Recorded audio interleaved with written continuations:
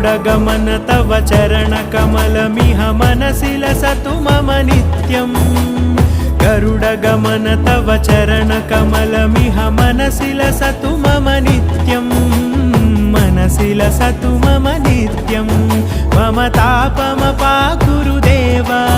मम पापमपाकुरु देव मम तापमपाकुरु देव मम पापमपाकुरु देव